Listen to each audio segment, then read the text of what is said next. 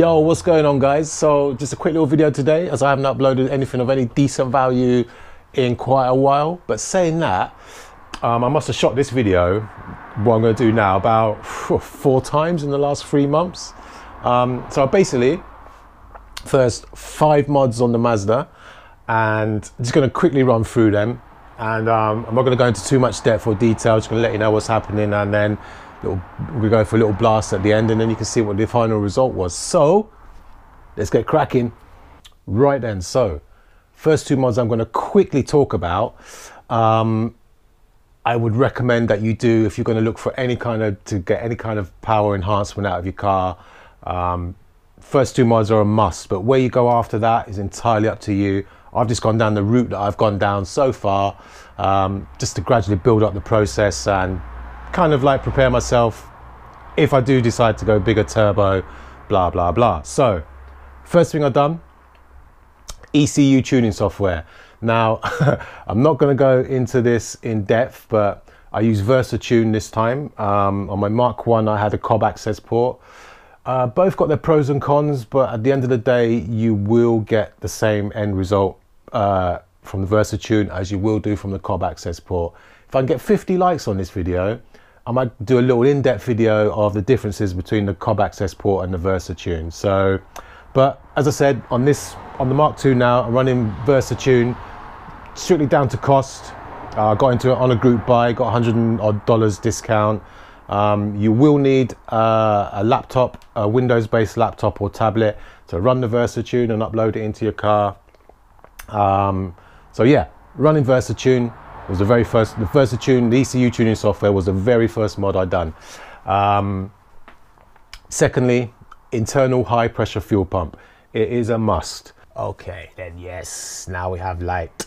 So there, as you can see, this is the actual fuel pump itself. See right there with that light shining? That's the actual fuel pump, and it's the internals you want changing on there. As I said, yeah, I got the Autotech internals. I think there's Cork Sport internals, but do you know what? I'm not actually 100% sure what other internals, if any, that there is for this the MPS platform.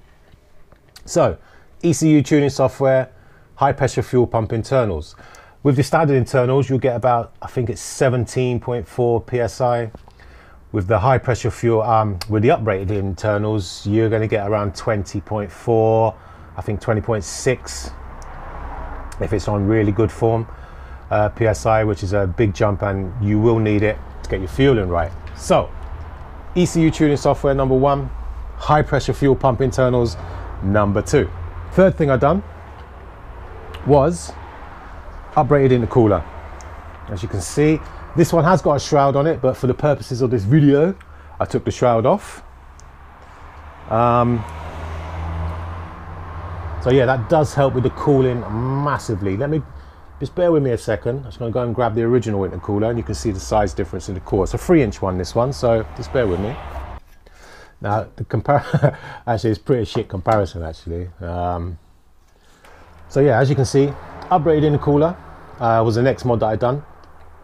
Now you can uprate your intercooler, or you can uprate the intercooler on these, the top mount intercooler, without having a tune. So it will give you better boost air temperatures, and it'll bring your temperatures right down. So you can uprate these without having a tune.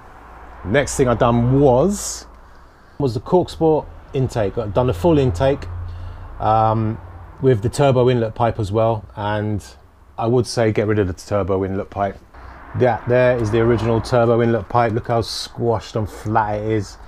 So I've changed it for the Cork Sport one. I think it's 2.5 inch all the way through. So if you keep the original size MAF housing, you can actually change the air filter. So you can have an air filter on there without having a tune. But if you take off the turbo inlet pipe, you will need to have a tune.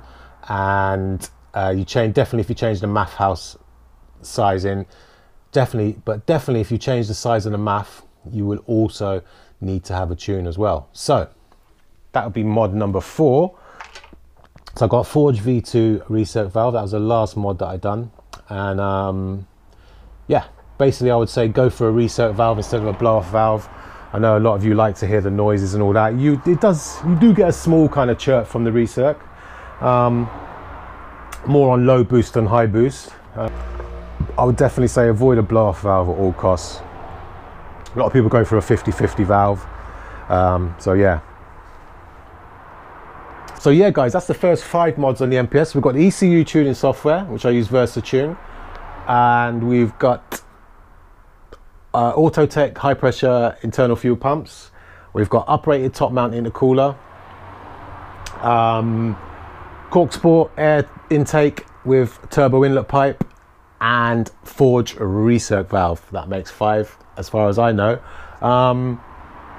What's coming next? I'm going to do EGR delete, VTS delete,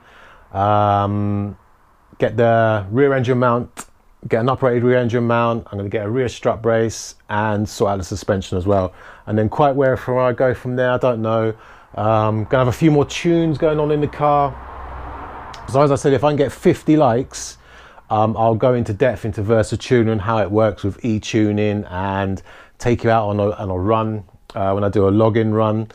And yeah, so 50 likes, get to see how Versa-Tune works.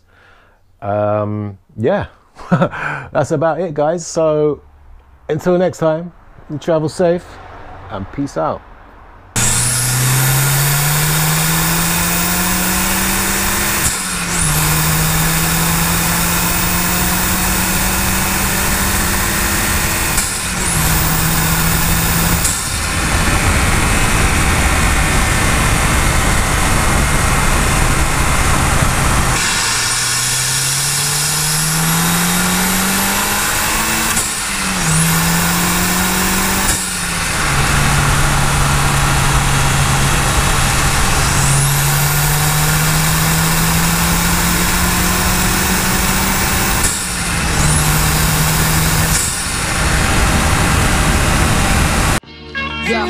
I'm feeling blessed. Now sit back and observe days I used to ride bikes, pegs in the curb, swerve through traffic, headphones on with Stillmatic. I'm lyrically inclined, push balls like I'm lifting weights, smoking trees,